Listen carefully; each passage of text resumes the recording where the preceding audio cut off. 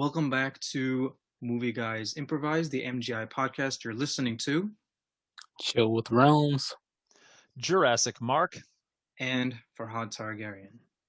Last episode was the season finale of season 3 of this podcast, which was The Monkey King Havoc in Heaven's Palace. Then, don't forget, we also did our season 3 overview, and this will be the debut of season 4 of the podcast. Moving on with things going, we're reviewing another classic, Night of the Living Dead. I'm usually not a fan of horror movies at all just because I don't like to be scared while watching movies. That's just kind of like how it is for me. Yeah, I know. Like I just can't handle it. I can't handle my horror. Not my liquor, but I can't handle my horror. Or I can't hold my horror. Sorry, that's what I meant to say. But this was good. This was, in my opinion, a really good movie in general, for its time, or not just in general. Like, even I think it holds up to today's standards. Overall, it was a pretty great story.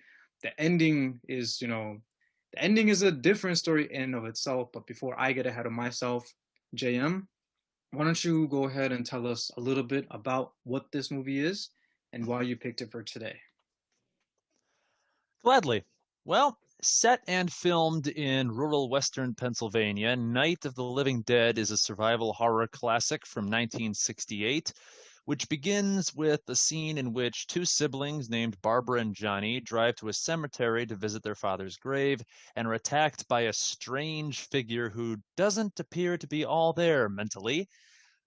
Johnny doesn't get out alive, but Barbara does and makes it to a townhouse where she and other terrified individuals huddle together and realize that they are under attack by living dead corpses. And this was one of the most influential zombie movies ever made, largely due to a copyright issue, but we're going to get into that stuff later, I'm sure. But I picked this one in part because not only was it a very well-made and well-directed and very original horror film, it's also one of the rare horror movies made in the mid-20th century that had a man of color in the lead role, which is definitely something I want to discuss with you guys, because that was absolutely groundbreaking at the time, particularly given where the country was in 1968. Oh yeah, oh yeah. So I loved Dwayne Jones as Ben, like the main character. I thought he was great in the role, and it was great to see someone of color as the main character in such an old movie. And you're absolutely right. 1968, I think that was the year that Martin Luther King was assassinated. Considering how this movie ends, I'm sure it definitely sparked conversations even back then. To give you an even stronger sense of the time, the Supreme Court had legalized interracial marriage in all 50 states 1 year before this movie came out, like 1967. For the time, to see a person of color taking charge, kicking ass, and like literally smacking sense into like some white people, that was pretty bold for 1968. It was much needed. It was very much needed. Absolutely, yeah. Oh my God. Okay. So yeah, I really liked this movie overall. There are issues with it, but some of it I can forgive only because, obviously the budget and technology they had at the time was not the same as they have now. So some of that I can forgive, and I still enjoyed it regardless. I just, I didn't really care about some of the certain things.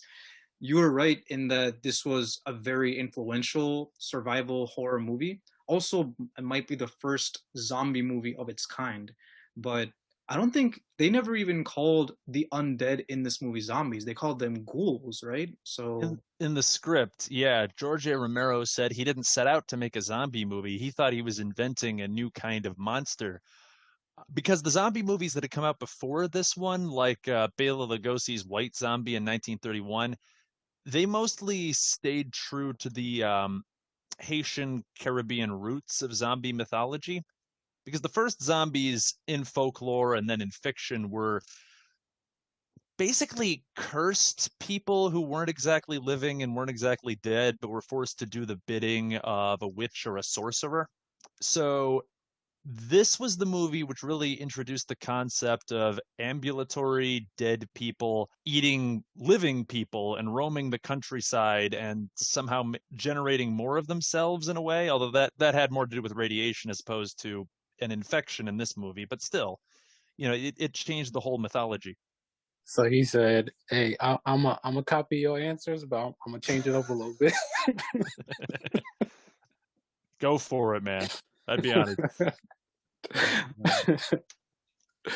Oh man. Two of the most popular TV shows of the last decade were Game of Thrones and The Walking Dead. The Walking Dead, obviously, that's a zombie TV show. And the thing is, Game of Thrones had its own version of zombies, but to your point, Mark, ironically, the zombies in Game of Thrones are more accurate to the original zombie concept than The Walking Dead. They were, dead bodies, dead people brought back. They were dead people reanimated basically as slaves to do the bidding of their master, which was the Night King, right? So, but nobody really thinks of Game of Thrones as a zombie show. It has a zombie element, but it's not seen as a zombie show. You know what I mean?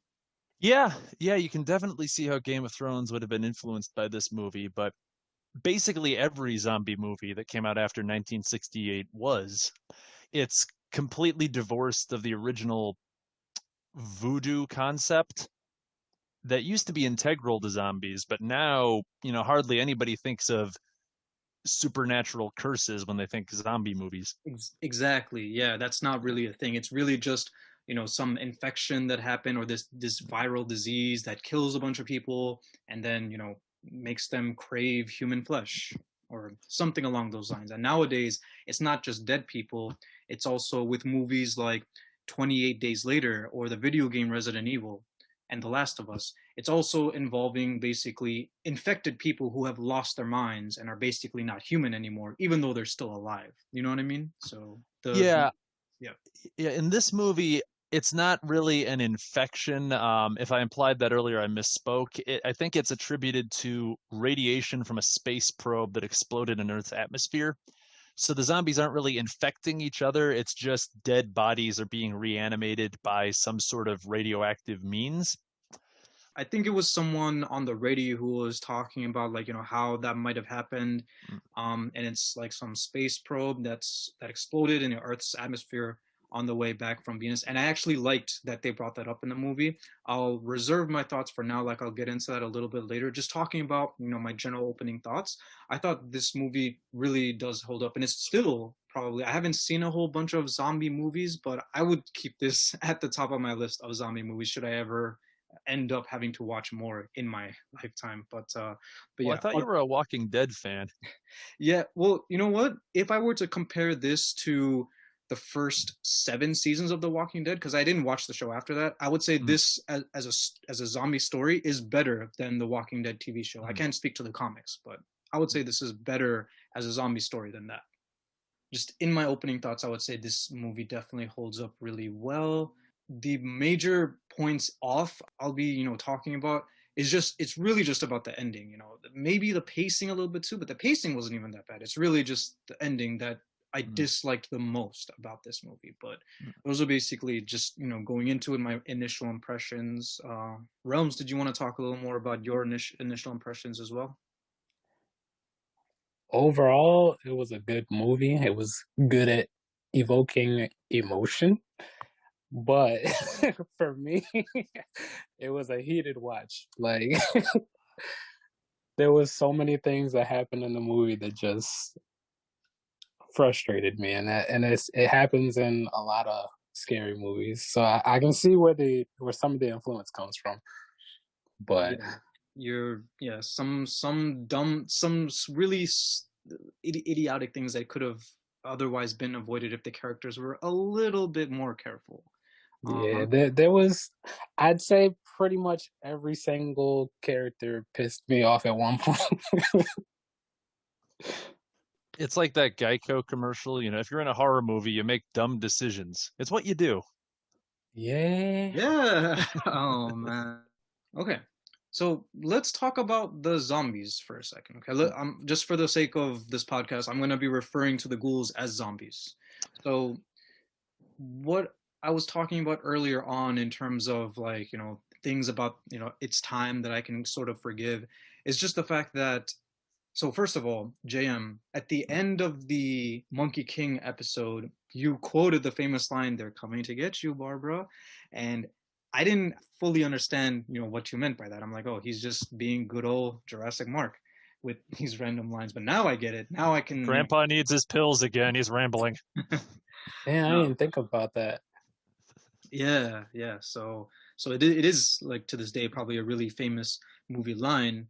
And the thing is, this movie doesn't really waste time. And that's the thing about the pacing. Sometimes when things happen too quickly, that's a point against pacing in a film. But I kind of liked how they go kind of straight to the point right from the beginning. They introduce these two characters, Barbara and Johnny. They're at the cemetery.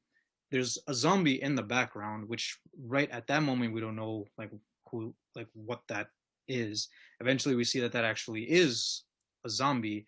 And the immediate thing that comes to my mind is like they're showing the zombies to have quite a bit of intelligence because they're chasing Johnny and Barbara down. Johnny's quick, like his head, I guess, gets splintered by like the corner of a tombstone, Hmm. and that's how he dies. Barbara runs for her life. She gets into a car, but the zombie has enough like brain power left to know he can try to like pull the door open. Like he goes for the car door and tries to pull it open instead of just like slamming his hands against it like a totally brainless zombie would do in a TV show like The Walking Dead.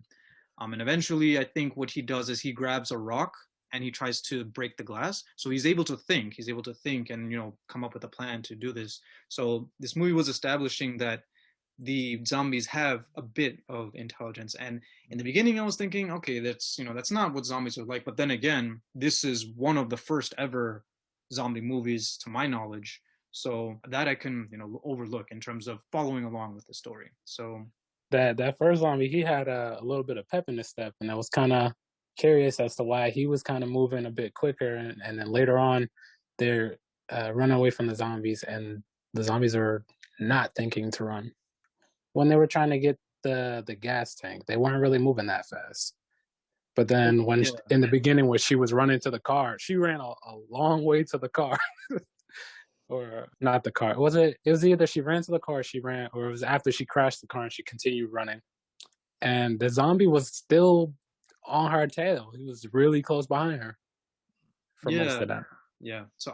Yeah, I'm guessing they might have just done that just to, further dramatize the situation because that was Mm. all in the first act. They're just showing what has become of this part of the world and the danger that Barbara is in, and that's why that particular zombie might have been more menacing than the horde of zombies that we encounter later on in the movie. That could be why, I Mm. guess. Oh.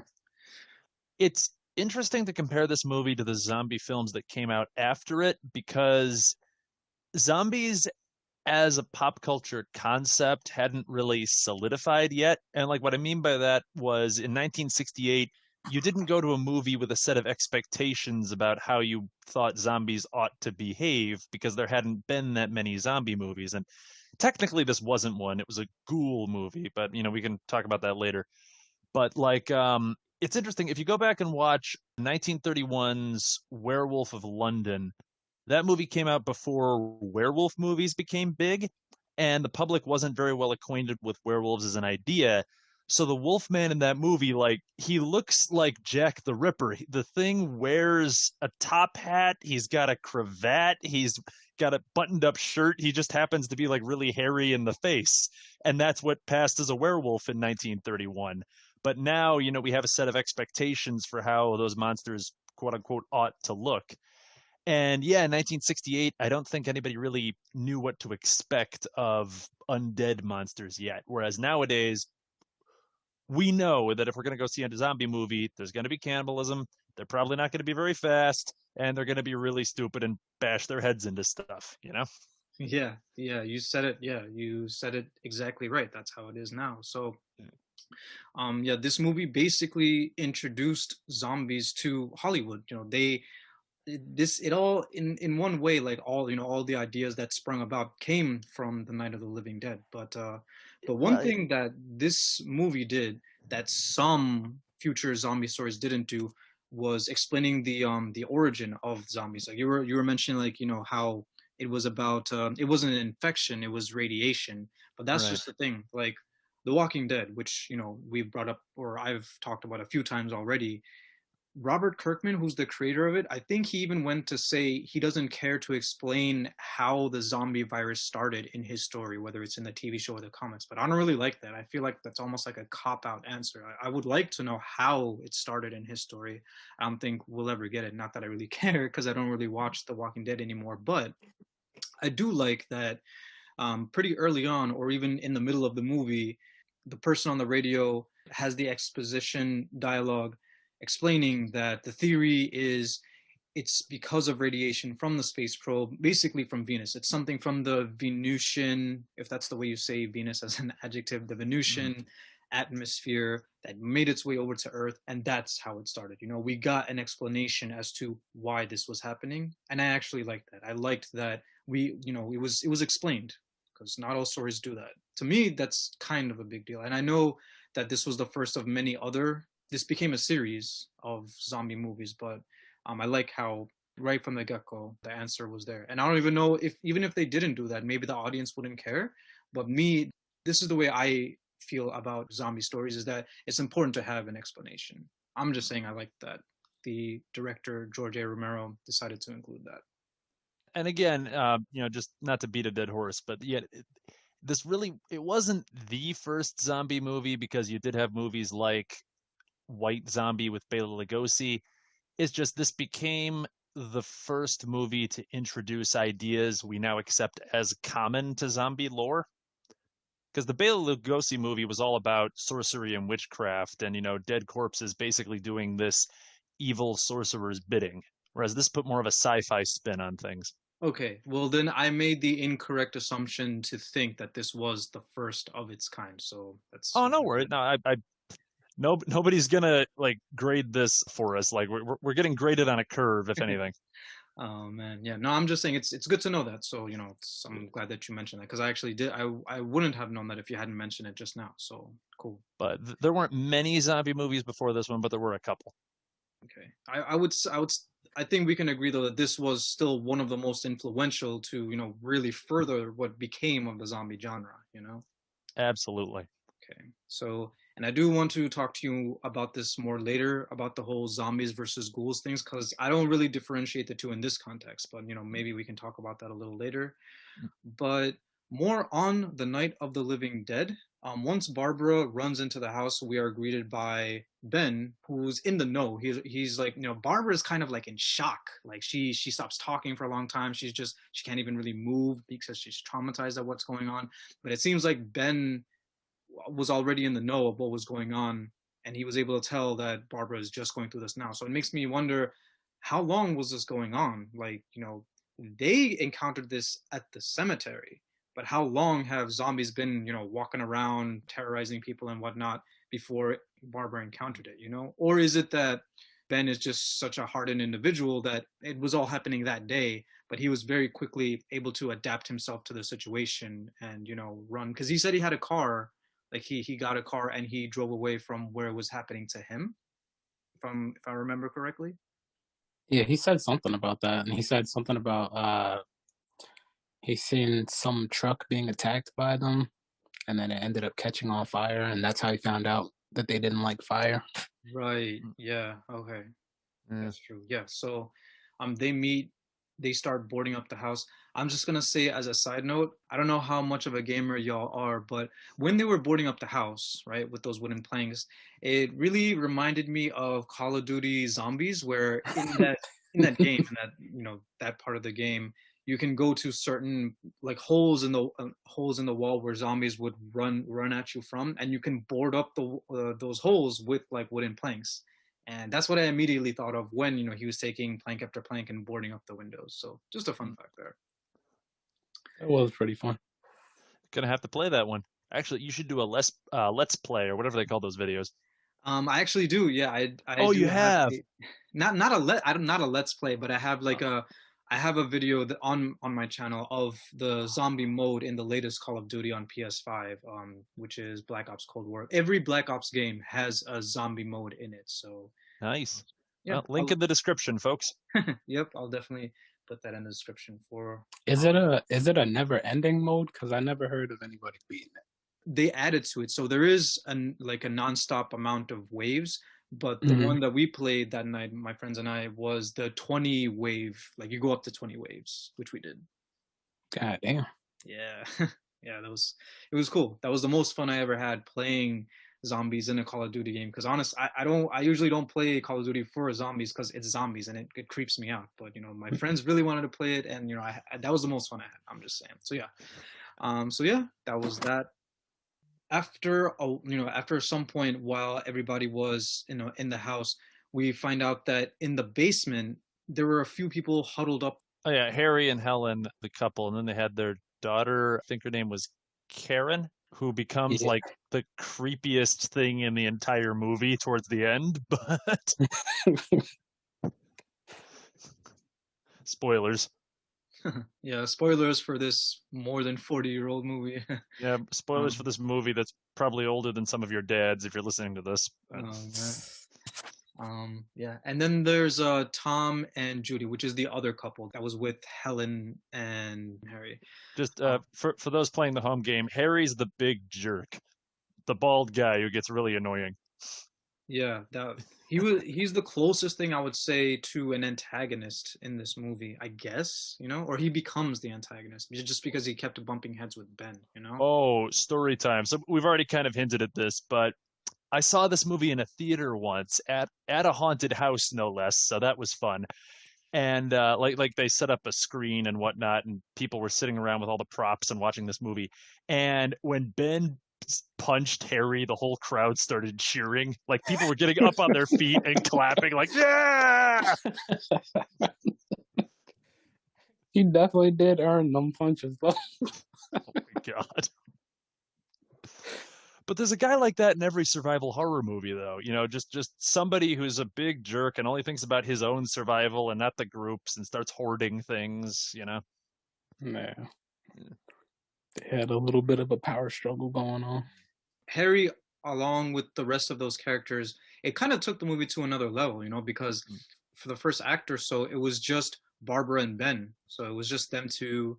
Eventually, when we meet the other characters, then we get to see a little more perspective of what should we do, or whatnot. And they were legitimate arguments that they were having, because Harry said we're all safer in the basement, in the cellar or whatever. But Tom was saying, no, I think Ben is right, because what if they all break in? We have nowhere to run if we're all stuck down there, So, and scenarios like that have actually happened in The Walking Dead, but the characters find a way to get out of them. I'm thinking of a specific scene in season 4 where Daryl was trapped in the basement of a building where zombies were hoarding in, but he used like tables to kind of block himself away from them and then walk around them. I mean, it was cool. It was interesting how Daryl was able to escape, but he's very resourceful and he's definitely a survivor in that universe. Once we get to Harry, Helen, Tom, and Judy, and Karen, well, Karen is not really much of a actual human character, right? She's just, most of her role, she's basically a zombie. That's the most important part of her in the movie. Amongst the whole cast, I would say my favorite character is probably Tom, actually.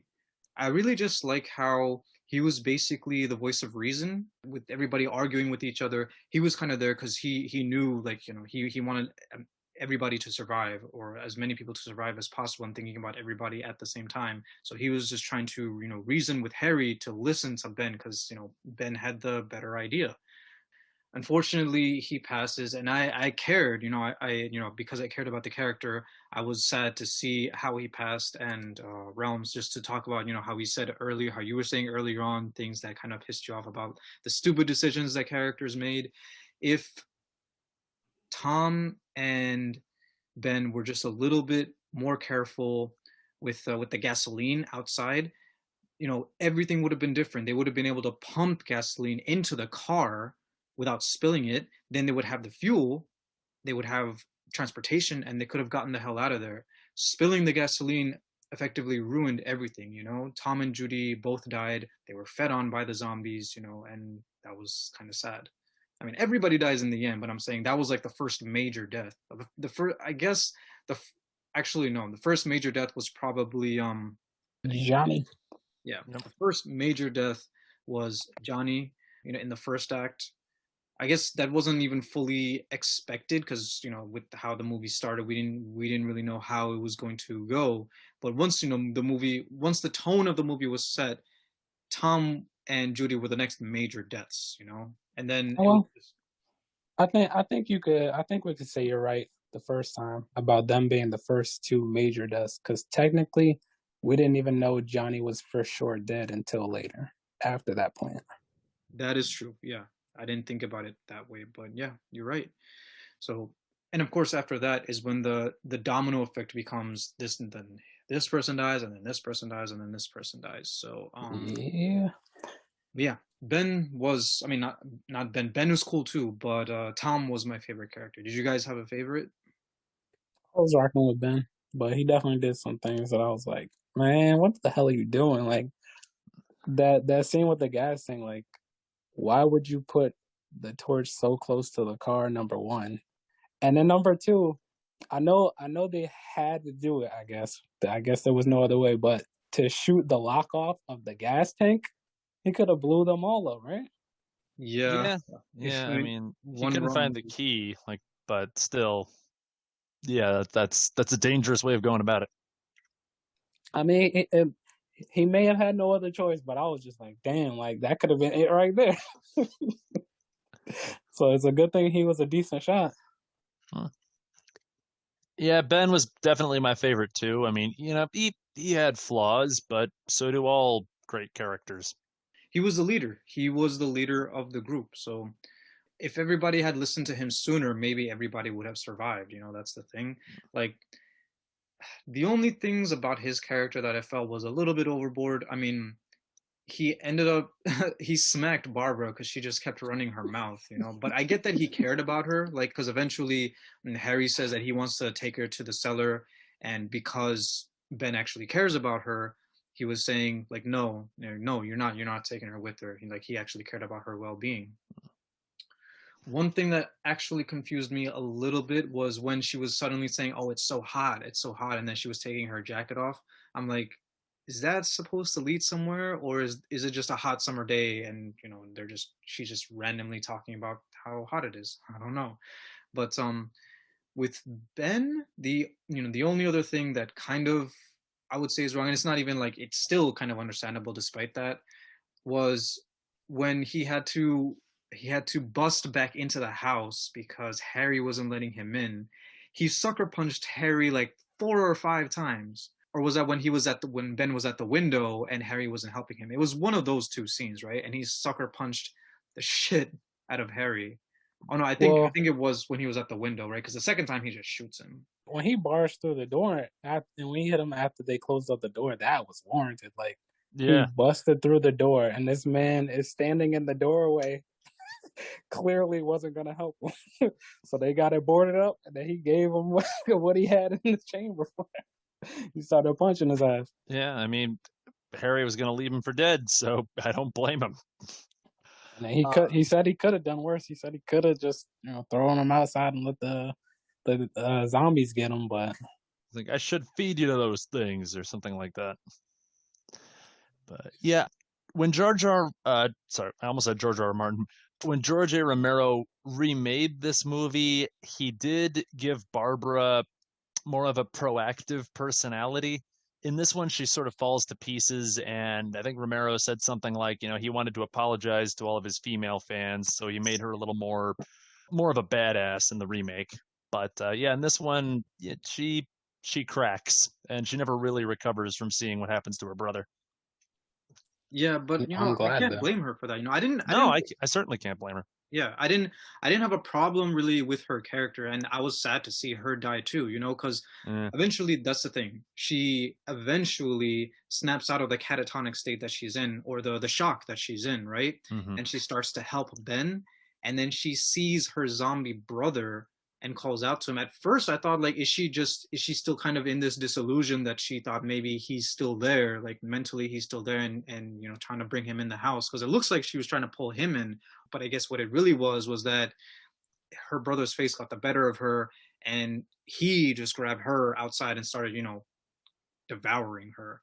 and there she goes. I Mm. thought that was kind of sad. I was rooting for at least them two to be the survivors, Ben and Barbara, but And I couldn't really deal with Barbara this movie. She was the first one to piss me off because number one, all right, I understand Johnny was teasing you, he was being annoying, but this man came back to save you from the zombie, right? And she's hiding behind the corner like while he's struggling with this man. They could have jumped him, help push him off or something.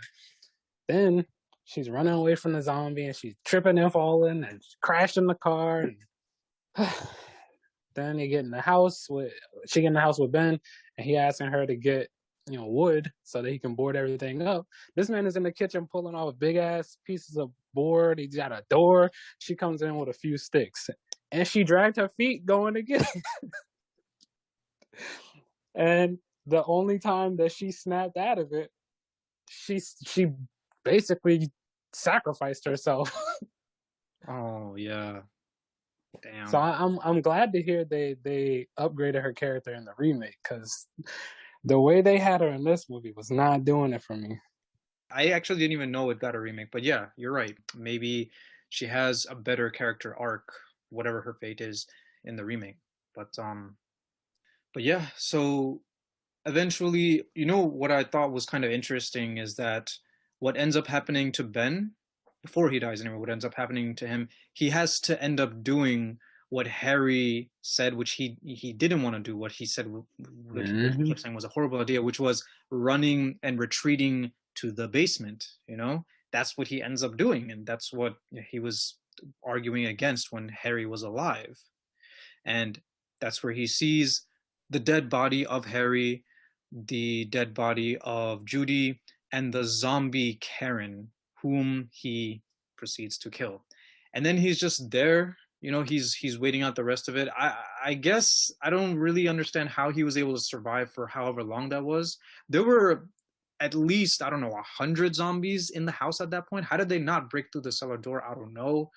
But he was able to make it. And another thing that's convenient about the movie, but I appreciate this convenience, it wasn't really an apocalyptic movie. Like, I know there are sequels to it and stuff, and they expand upon it, but this movie as a standalone movie, it's not really a zombie apocalypse, because the man on the radio, he's able to keep his job. It's not like, the radio station people there become zombified or reanimated. It's not like zombies break into the radio station. He's able to stay there and continue reporting news, and the police force, or the zombie task force, whatever it's called in this movie, they're able to, continue to report to the radio, this and that and whatever, keep the world informed. And I actually liked that. I liked that, at least in this self-contained story, the world was not completely doomed. Well, people were actually listening to the medical professionals and getting stuff done in this world. So that almost seems naive in the year of our Lord 2021. But yeah, no, it was nice to see that, outside this house, people were working together against like a common threat and seeming to find some success there. Yeah, exactly. They were able to, I think the implication is that despite people being sacrificed, they were able to eliminate the threat. But I'm sorry, Jam, I didn't get the implication about the naivety that I was throwing out there. Can you? Oh, no, I was just saying, we've seen how people react to a pandemic in real life now. Oh yeah. And I'm just saying, this was way more organized in this movie. Like the anti-zombie initiative was so much more organized than the way people responded to the coronavirus in real life. You're right. That just got heavy. So I'm sorry, guys. You know what? Somebody tell a knock knock joke. We gotta pick ourselves up now. Dude, you're speaking facts. I wasn't like, I didn't fully understand what you meant. When I recommended this one, it didn't occur to me how weird it was going to be to watch a zombie movie during an actual pandemic. But yeah, thoughts like that did occur to me. So yeah, well, I mean, thankfully we in the real world are on our way out of this pandemic, the more people that get vaccinated. So yeah, essentially what I was saying before is that, like, in this story, at least it wasn't like all doom and gloom for humanity by the end, but it was doom and gloom for the characters. So true. Let's talk about that ending. I didn't expect everybody to go. Yeah, but that's the thing. Everybody went. Like, everybody died. So, And it could have been avoided in various different ways. so yeah, yeah. I mean, the the worst like was the unintentional death of Ben. He was killed by another person, you know, and without any zombies around. So, Do like, you want to what the explain to our hell? viewers or our listeners like what happened at the ending in case they haven't seen the movie? Or Yeah, go for it. You can go ahead and explain it. for the sake of reference, if you haven't seen the movie, Ben survives the night. The next morning, there's a posse of zombie killers outside with guns and dogs, and they're taking ghoul bodies and throwing them onto a pile to burn later. And one of them sees this figure in the window of the house, and it's Ben. And this posse doesn't know that Ben's still alive, so somebody just shoots him in the head. And then the posse comes into the house, and I think somebody says something along the lines of, just add him to the pile. And yeah, you know, yeah, he just becomes another corpse. He survived the attack on the house only to get shot by another human being and thrown onto a pile of dead ghouls. Yeah, and Yeah. then the movie ends with basically a montage of his body being dragged along with the rest of the zombie dead bodies, right? So, Yeah. like, what the Yeah. hell was up with that? Like, That was rough. that movie was that ending was not satisfying to me at all. Like, what was that supposed to mean, you know? And again, you know, we in the beginning of this podcast we were talking about like the socio-political implications that this movie had for its time. The main character was, not only was he the only black character in the movie, he was the main character, and he dies, you know? So Yeah. I know that George Romero said that, you know, race didn't play a factor into, you know, him choosing Dwayne Jones for the main role, but the fact of the matter is, in this movie, the black man who is a main character is killed. You know, that's literally what happens. You know, regardless of what his intentions were, that's what happened. You know, that's what was depicted. So The one thing that I could say after the movie ended, after that scene, was I was still impressed by the fact that they had a black character, number one, and he actually wasn't the first one to go. That's why I was like, at least I can say that much. Like that's an improvement for 1968. yeah, the movie did have all. That's what made the movie enjoyable, is, you know, having Ben as the protagonist through this, you know, through the story, through the plot of this movie. You know, that's what made the movie, is, you know, Ben and the cast of characters. So for him to go like that was just, I don't know, man. That was the worst part of the movie for me, honestly. Like, the only other complaint I would have is just from Acts 1 to Act 2, there was just a little bit of, the plot kind of dragged a little bit in terms of pacing. Like, not much was happening. They spent a lot of time like listening to the radio, and, you know, not much zombie stuff going on, which is fine. You know, it really didn't bother me that much that the story was like that.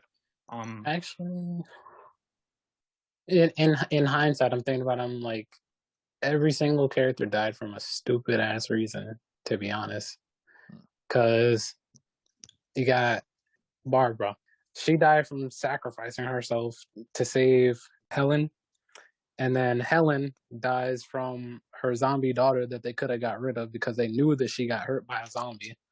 Harry, I don't feel it was necessary that Ben shot him. And Judy and Tom, if Judy had just kept her ass in the house, Tom would still be alive. Because if she didn't get stuck in the car, he wouldn't have went back to go to the car as the car is burning up and blowing up. And then, of course, we just explained how Ben died. Yeah, I mean, I don't think that's a good analysis, Realms, Yeah. and it might not have been what the director intended, but from the way you explained it, yeah, it was an unfortunate demise for literally every single person with a name in this movie. I mean, we don't know the circumstances of how Karen got bit. Like, she was just a zombie. And then there's also that lady at the top of the stairs. Like, we don't know how she died. I guess it looks like maybe she was eaten by a different zombie, and that's how she went, right? Well, Karen was sick, And in this story, it's the radiation that turns into a monster. So I guess when she died of natural causes or what have you, then she became one.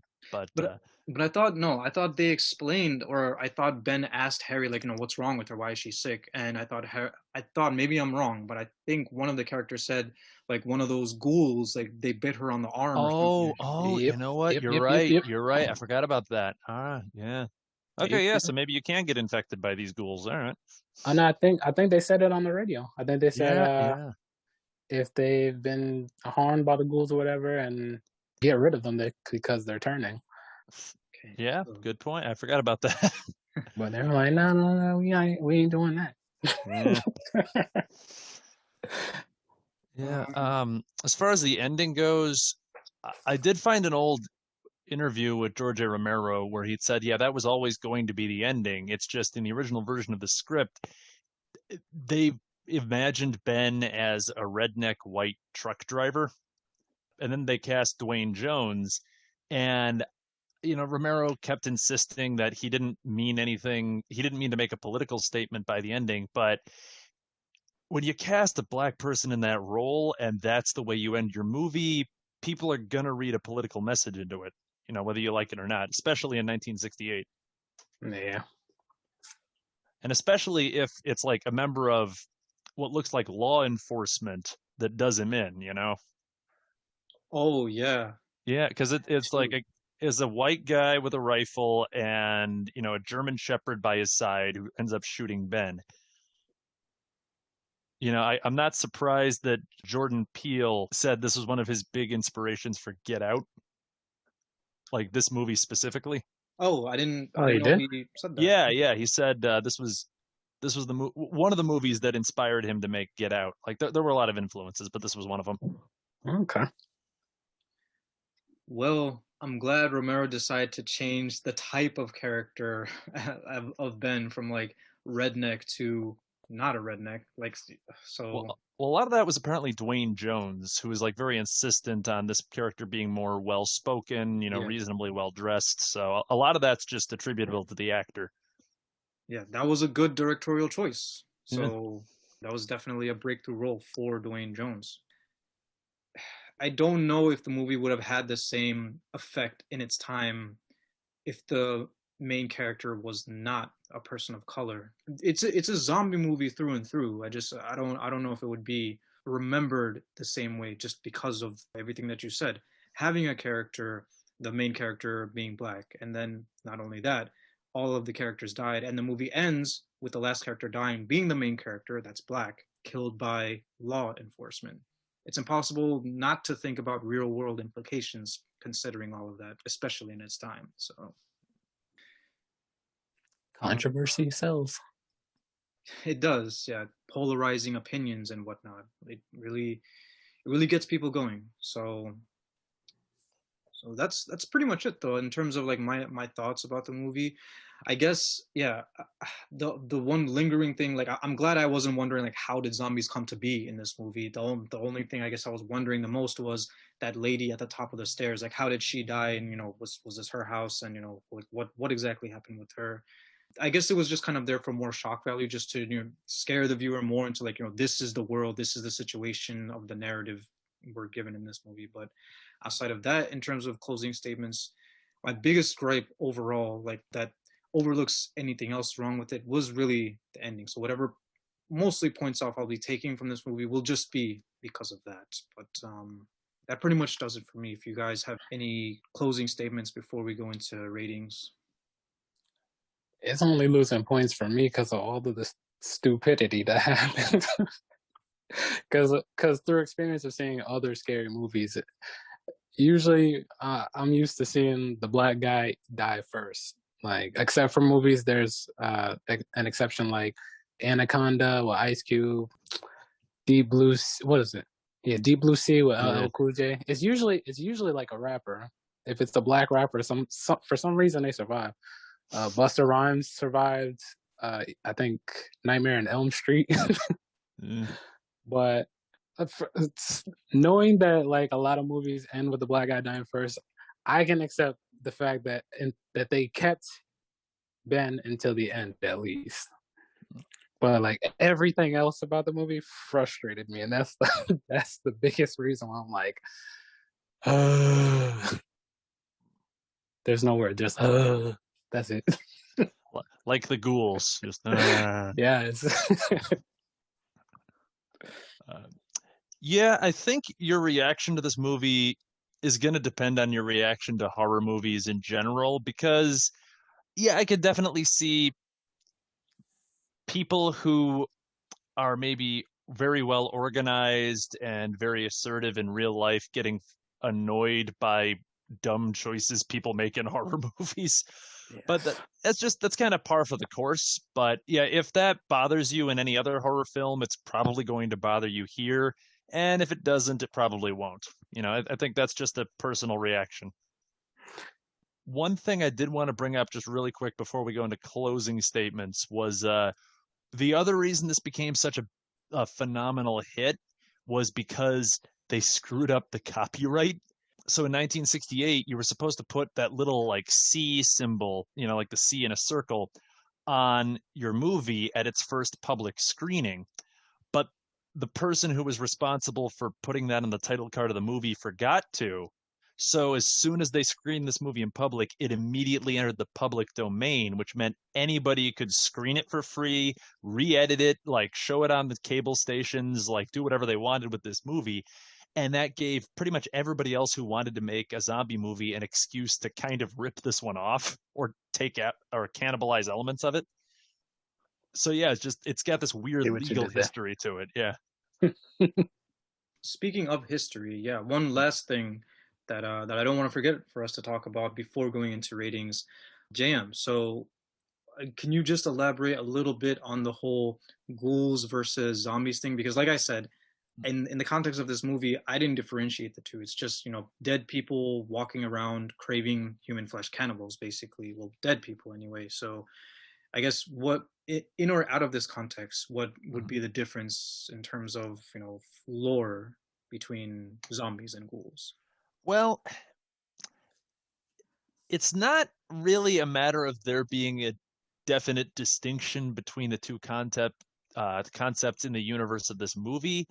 It's that George A. Romero didn't think he was making a zombie movie. He thought this was an original monster that he just decided to call a ghoul. Because the zombie movies that had come out before this were all about voodoo and witchcraft and sorcery and, somebody making undead people like do their bidding, whereas this was something different. So Romero thought he was making a ghoul movie, and he thought he had invented a new monster and he was just going to call them ghouls. But what happened was when the movie came out, people marketed it as a zombie movie. So they kind of like took a pre-existing label and like slapped it onto this movie. And so history kind of remembers it as a zombie movie, but it wasn't intended to be one, if that makes sense. Yeah. Yeah. Yeah, I think that does make sense. And that actually makes a lot of sense. This movie is what probably caused the colloquial term zombie to mean, dead people that come back to eat living people, because before that, zombie from voodoo magic meant reanimating dead corpses to do your bidding, like Yeah. Game of Thrones. Game of Thrones, like I said, is more accurate to the original zombie than The Walking Dead, which is how people know zombies, That's a good point. Yeah. So, yeah, interesting. So I'm glad that we cleared that up. Actually, that was important. So, with that out of the way, we can go ahead and go into ratings. Okay. Well, as I've said before on this podcast, I'm a huge monster movie guy. I actually put a blob bumper sticker on my car. So, yeah, that exists. But I've never really gotten that into zombie cinema. This is one of the few zombie movies I really, really like. And I love the atmosphere. I love the acting, and I do appreciate the unintentional social commentary. I think this is a really interesting movie to pick apart thematically. I'd say it's must-see viewing for horror fans. You might think at first that it's a little slow and possibly a bit cliched, but remember, if it feels cliched, it's because this was the movie that set so many of the trends for later movies. So, yeah, in 1968, this would have been a total breath of fresh air, or a breath of dead air, I suppose. I'd have to give this one, honestly, 9 out of 10 at least. I might hold back slightly just because sometimes the sound is a little weird, but yeah, 9 out of 10 for me. Amazing. Yeah, that's close to a masterpiece, or still a masterpiece at 9 out of 10. All right.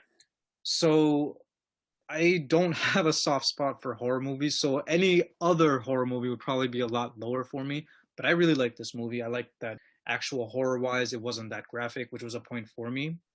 I liked that the main character for once was a minority. Other minorities, they noticed that, so that was nice to see. But how they did the the main character dirty at the end, and just the fact that it's sad that everybody dies, kind of ruined it for me. If we had even like one character of the good guys, like if Ben or Tom or Judy or Barbara, if any of those characters survived, or even the mom character Helen, or Karen, the girl. I mean, I kind of saw it coming that maybe she was a zombie, maybe or maybe not. Like, the movie actually did a good job of having me guessing like what's gonna happen with her. So if even if she survived, anybody but Harry, I didn't care about Harry really surviving. Or maybe it would have been interesting to see him being the idiot of them all, and he has the survivor's guilt. I guess that would have been fine too. If one out of these characters survived, at least the ending would have been a little bit better. But they all died, and especially with Ben being the last one as the main character was the worst. That did it the worst for me. So for that, I'm gonna take a whole point off for it, and I'm giving this a 7 out of 10. Otherwise, I would have given it an 8 out of 10, all things considered. But because of that ending, that's the score I'm gonna give it. Oh, for me, it was a 6. For me, it was a 6. Like, not a bad 6, but just because of how frustrated it had me. Although, I guess I can give it credit because, although it did get me frustrated, that does mean it got me emotionally invested in the movie. So I'll give them that credit. But for me, it was a 6. Okay, I mean, 6 is still above average. Would you recommend this to other people to watch, like fans of horror movies and whatever? Even with a 6, would you recommend this to people? Because it's a classic, yeah, it's worth checking out.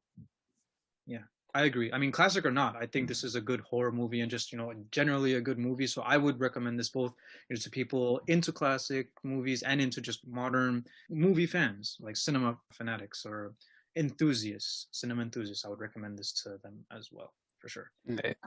Like, just because it was a 6 for me, I mean, hey, somebody else might enjoy it. So don't just hear me say it's a 6 and be like, nah, he don't like it, so I probably wouldn't like it. Just give it a chance to see how you react to it. We've all got our genre. Yes, sir. Hell yeah. Okie doke. So next time on Dragon Ball Z. Oh man. All right. So just last week, I finished watching this show on Disney Plus called WandaVision, which is the latest in the Marvel Cinematic Universe. It's the first of Phase 4, actually. But speaking of Marvel, once per season of this podcast, we've had a Marvel film that we reviewed. In season 1, it was the very first episode, the pilot introduction, which was Avengers Endgame. In season 2, we did Captain America Civil War, but we didn't do one last season. So for the next episode, I wanted to do another Marvel film. And just to honor the late and great Chadwick Boseman, I want us to talk about Black Panther. All right. That sounds great. It's funny, just tonight, my wife and I were talking, and we both agreed like Black Panther's probably the best MCU movie made to date. Like Thor Ragnarok might be our favorite, but like as far as quality goes, yeah, Black Panther's probably the best. Spoiler alert for my opinion in the next movie or review. I'm ashamed to say it, but I never did get a chance to watch it. So this will be my first watch. Wow. You have more than enough reason to watch it now. Yeah. When it first came out, I was like, I'll wait till it comes out on DVD or something like that. And then I had a chance to watch it bootleg, and I started it, But I was like, nah. It's Black Panther. I gotta watch it in good quality. So I waited, and I never got a chance to get to it. Yeah. Gotcha. Okay. There are a lot of discussions to be had, not just about that movie, but the team surrounding it as well. But we'll get into that once we're back all together again. So, yeah, that concludes this episode of Movie Guys Improvise. You've been listening to Chill with Realms. Jurassic Mark. And Faerhad Targaryen. Thank you all again for continuing to stick with us, and catch us again in the next podcast.